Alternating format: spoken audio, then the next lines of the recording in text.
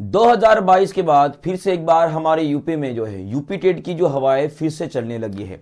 जी हाँ, जिसे आप सभी को पता है कि यूपी टेट की एग्जामिनेशन डेट जो है आ चुके हैं और उसी के साथ सिलेबस भी अभी अपडेट कर दिया है अपनी ऑफिशियल वेबसाइट के ऊपर। मैं सिलेबस के बारे में जरूर आपके साथ बात करूंगा, पर उसके साथ साथ मैं आपको बताऊंगा कि साइंस के सिलेबस में एक बहुत ही अहम चेंज जो है आपको देखने को मिलने वाला है। अगर आप 2019 और 2022 में जो हमारी यूपी टेट की एग्जामिनेशन हुई थी उसके जो पेपर हुआ था उसके साथ अगर कंपेयर करोगे तो आपको बहुत बड़ा चेंज इस बार देखने को मिलने वाला है। चलिए, तो सबसे पहले मैं आपको बताना चाहूंगा कि इस बार यूपी टेट माने कि 6 to 8 के लिए जो हमारा स्तर रहने वाला है वो किस तरह से रहने वाला है। तो यहां पे मैं बात करना चाहूंगा कि यहां पे आपको 4 सब्जेक्ट्स मिलने वाले, कुल मिलाकर आपको 6 to 8 में 150 मिनट में लगभग 150 क्वेश्चन आपके सॉल्व करने को, माने कि वहां पर आपको 150 क्वेश्चन सॉल्व करना है। ये बात आपको ध्यान में रखना है। अब कौन कौन से विषय रहने वाले हैं, जिसकी सबसे महत्वपूर्ण जो सब्जेक्ट है वो आपका बाल विकास एवं शिक्षा विधि। ठीक है, इसके अंदर जो आपको 30 क्वेश्चंस मिलने वाले, वहां पे आपको 30 मार्क्स में रहने वाले हैं। उसी तरह से प्रथम भाषा, जहां पे हिंदी ये अनिवार्य रखा गया, ऐसे नहीं कि बेटा हिंदी की जगह पे मैं अंग्रेजी ले लूं या कुछ और सब्जेक्ट ले लूं, ऐसा कुछ नहीं है। आपको प्रथम भाषा के अंदर केवल हिंदी ही पढ़ना है, जो कि आपके लिए कंपलसरी कर दिया है। वो आपका 30 क्वेश्चंस 30 मार्क्स के रहेगा। और द्वितीय भाषा जो रहेगी, मान जो सेकेंडरी लैंग्वेज आपकी रहने वाली है, वो हिंदी के अलावा कोई और भी हो सकती है। जैसे कि मान लीजिएगा अंग्रेजी है, आपने उर्दू ले लिया, संस्कृत ले लिया, जो कि अनिवार्य है। मान कि 3 में से कोई एक लैंग्वेज आपको चूज करनी है और उसमें से आपके 30 क्वेश्चन और 30 मार्क्स के लिए। और उसी तरह से जो चौथा सब्जेक्ट रहने वाला है वो रहने वाला है कि आप जिस सब्जेक्ट के टीचर बनना चाहते हो। जैसे कि मान लीजिएगा 6 to 8 के लिए मुझे साइंस का टीचर बनना है या मुझे मैथ्स का टीचर बनना है, तो मैं क्या करूंगा, मैथ्स और साइंस ये सब्जेक्ट जो इसका मैं वहां पे चयन करूंगा और इसके आधार पर मैं 60 क्वेश्चन सॉल्व करूंगा, जहां पे साइंस के 30 क्वेश्चन और आपके मैथ्स के 30 क्वेश्चन आपको देखने को मिलने वाले हैं। अगर मान लीजिएगा मुझे एसएसटी का टीचर बनना है ना, उसके बाद सामाजिक विज्ञान का अगर टीचर बना तो उसलिए मैं सामाजिक विज्ञान के 60 क्वेश्चन सॉल्व करूंगा। और इन दोनों के अलावा, मान लीजिए तीनों के अलावा अगर किसी और टीचर सब्जेक्ट का बनना है, जैसे कि मुझे कॉमर्स में टीचर बनना है, तो ऑब्वियस है उस पर्टिकुलर सब्जेक्ट के आपको 60 क्वेश्चन सॉल्व करना पड़ेगा। तो ऐसे कुल मिलाकर 30, 30, 30 और 60 150 क्वेश्चन 150 मिनट के अंदर आपको सॉल्व करना है। और उसी तरह से आपको याद रखना कि इसके अंदर जो है नेगेटिव मार्किंग नहीं रहने वाली है, जो हमेशा नहीं होती है। और उसी तरह से जो है ये हर एक प्रश्न जो है आपके 1 मार्क का होने वाला है। अब बात करता हूं मैं 2019 में, और आपकी जैसे कि आपको शायद ये भी पता ही होगा कि हमारी जो लास्ट टाइम जो एक विज्ञापन आया था वहां पे बताया गया था कि हमारी यूपी टेट की एग्जामिनेशन जो है शिक्षक पात्रता परीक्षा जो है 2026 में जो जुलाई में होने वाली है। 2/7/26, 3/7/26 और 4/7/26 जो ये डेट्स वहां पे रखे गए हैं।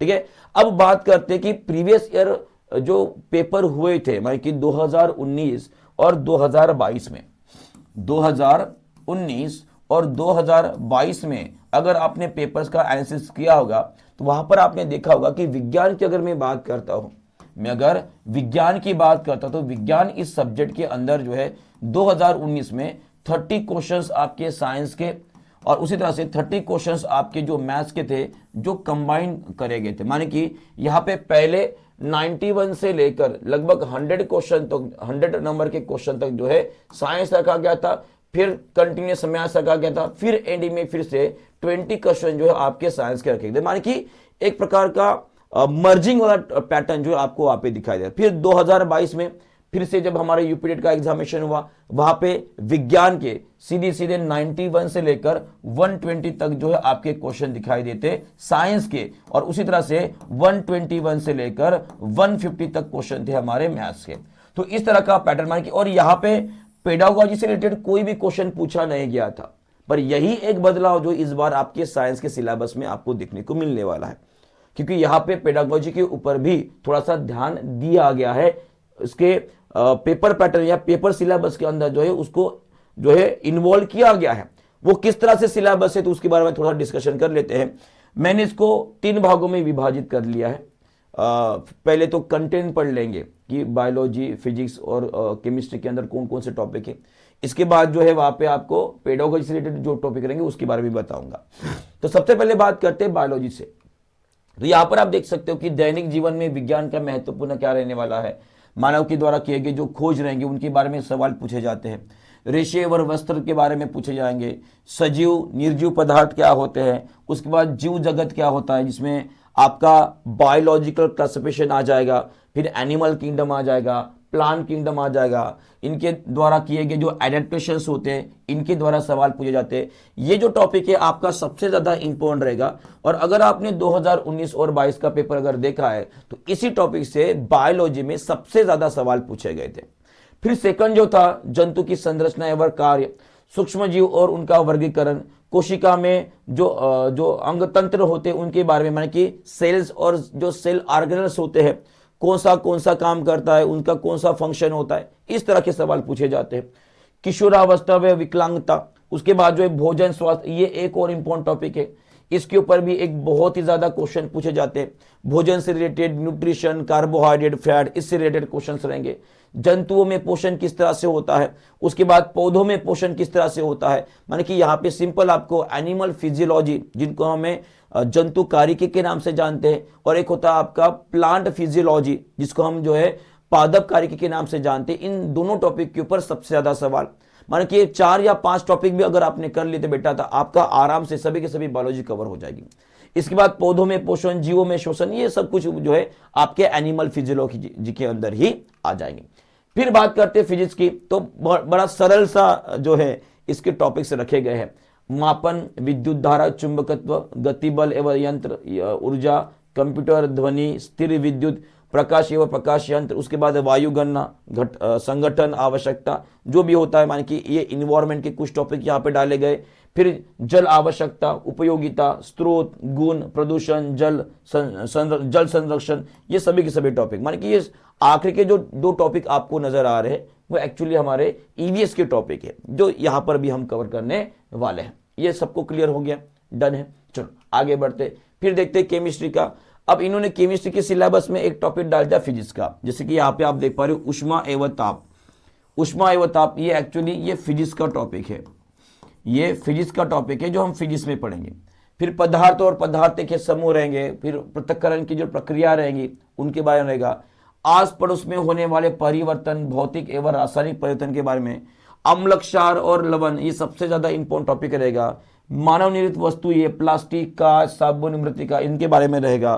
खनिज एवं धातु, कार्बन और उसके यौगिक, और ऊर्जा के वैकल्पिक स्रोत, जहाँ पे कन्वेंशनल और non conventional source of energy के बारे में पढ़ेंगे।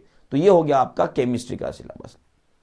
और उसी के साथ साथ पेडागोजी भी शामिल कर दी गई है, जहां पे विज्ञान के प्रकृति और संरचना, प्राकृतिक विज्ञान, लक्ष्य और उद्देश्य, विज्ञान को समझना और उनकी सराहना करना, दृष्टिकोण, एकीकृत दृष्टिकोण क्या होता है, प्रेषण, प्रयोग, अन्वेषण क्या होता है, अभिनवता मतलब क्या होता है, उसके बाद पाठ्यचर्या सामग्री और सहायक सामग्री रहे, इसके बारे में रहेगा।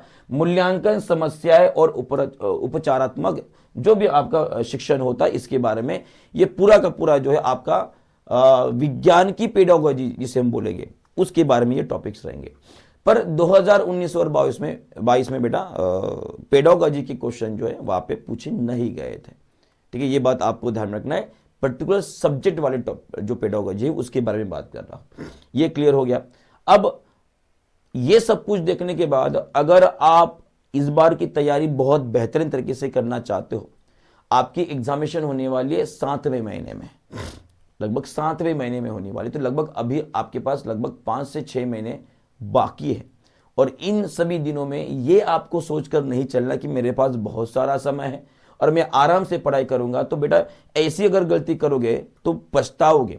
मैं इसलिए बोल रहा हूं क्योंकि इस बार लगभग 2022 से पहले भी लगभग 5 साल से जो है हमारे यूपी में शिक्षक भर्ती नहीं हुई।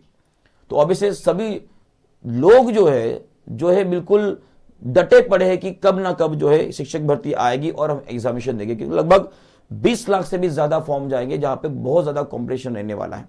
तो इसीलिए यूपी टेट पास करना आप सभी के लिए बहुत ज्यादा जरूरी रहेगा। और अगर आप चाहते हो इसे, तो आप पेपर 1 की तैयारी, माने कि जो पीआरटी की तैयारी है, केवल मात्र 999 में आप कर सकते हो। ये सिर्फ और सिर्फ 1000 स्टूडेंट्स के लिए ही रहने वाला है। इसके बाद पेपर 2 की तैयारी, जहां पे मैथ्स और साइंस स्पेशली रहेगा, वो भी आपको 999 में 1000 स्टूडेंट्स के लिए पहले। उसके बाद पेपर 1 और पेपर 2 दोनों के साथ में तैयारी और मैथ्स और साइंस के साथ पढ़ना चाहते हो तो केवल आपको 1499 रुपए में मिल रहा है। बाकी भी रहेगा, अगर उनको ज्वाइन करना चाहते हो तो बेटा आप सीधे नंबर जो नीचे चल रहा है उसके ऊपर आप कॉल करिएगा और कॉल करके जो पूरी जानकारी लेकर अपनी तैयारी और भी मजबूत कर लीजिएगा टीचिंग परीक्षा के साथ। आशा करता हूं आप सभी को समझ में आ गया है कि क्या करना है, कैसे करना है।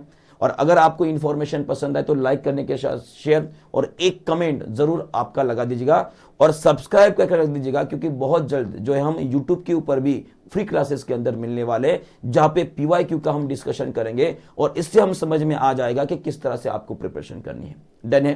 तो मिलते हैं फिर हमारे सेशंस के अंदर, तब तक के लिए thank you very much, goodbye, God bless you and take care, bye bye.